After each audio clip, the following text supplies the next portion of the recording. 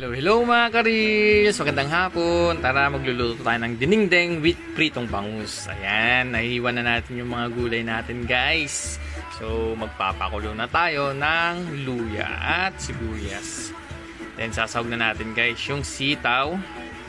At isusunod na rin natin yung okra guys para sabay na maluto. Ayan, napaka-fresh ng mga gulay natin guys. Siyempre, lalagyan na rin natin guys yung kalabasa para luminaw-linaw naman yung mata ko guys. Medyo lumalabo na eh.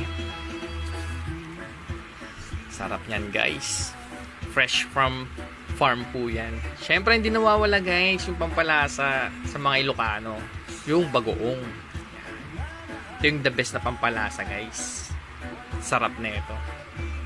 So titimplahin na natin guys.